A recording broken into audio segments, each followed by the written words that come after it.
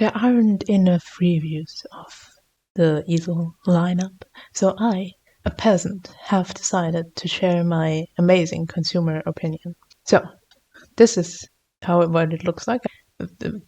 Don't mind this mess. I'm just gonna bye.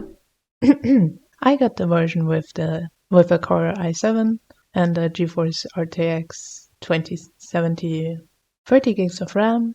Normally it only has like 1 terabyte of this disk space. And then we have the amazing Nintendo pen that comes with the device. I ordered a separate one because I was sure that I wouldn't be able to handle a pen this thin. But actually I kind of got used to it, so I think that's definitely a positive. Also, the tilt function is nice. Another nice thing is that with my N-Trick convertible that I had before, it would always like take a few moments when I used the pen, and then I had to like distance the pen for a bit for my touch input to work again. That's really not the case here. Sometimes the pen will stop having pressure sensitivity, but restarting the program will usually fix that for me. However, the bad thing about this pen is that it just did not work.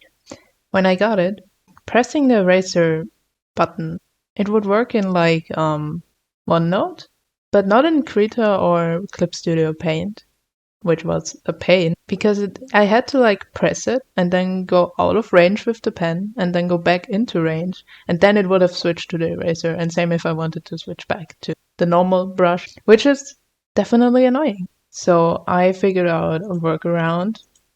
I got into the regedit and current user, Microsoft Wisp pen, and then sys event parameter, right mask and eraser enabled, and you can turn those to false.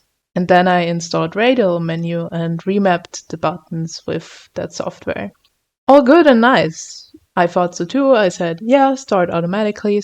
But radial menu thought, no, it didn't start automatically. But then I noticed, also when I started it manually for the first time, it would crash as soon as I like hovered over the Traycon icon.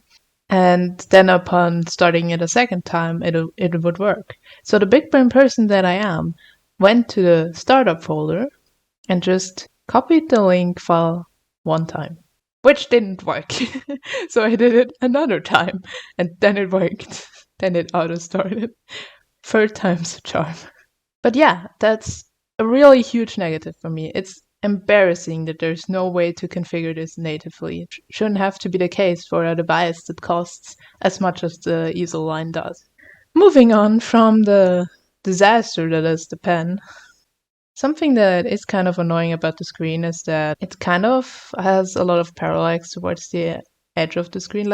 And I heard that for Wacom EMR, it's kind of like a thing that's something that just happens towards the edges of the screen and all that. So I'm not sure if it's like entirely just this one device or not, but just keep that in mind. For me, it's like in this area, you can see it. It's just I'm not touching the screen, but it reacts, which is annoying, yes, but I'm too lazy to send it in just for that. Before I got it, I watched a review. Basically, the person said that it gets like really loud, really fast. I was like, that won't bother me. But then when I got it, it's like really, you open a browser and like a few tabs and it just goes, Nyeh. This is my speaking volume. But if you know that that sort of noise annoys you, then maybe reconsider this because it really kicks in pretty early.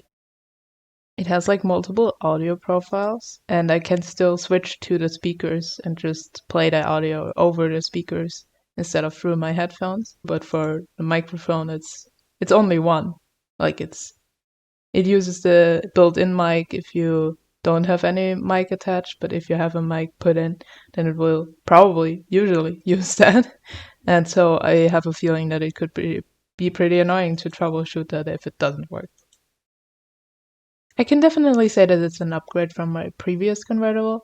Clip Studio Paint recently added an option where you could like record, quote unquote, your progress and then export it. And my previous laptop just couldn't handle it. But with this one, I barely noticed it was on. I tried DaVinci Resolve, just works perfectly. You can obviously check like the benchmark tests online. So yeah, all in all, I would say I'm happy with it. Having to like find a workaround for like the pens and stuff that just really annoys me.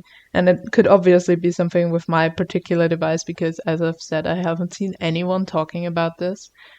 But it's working now, and as I said, I'm lazy. I don't want to send it in. So all in all, I'm happy.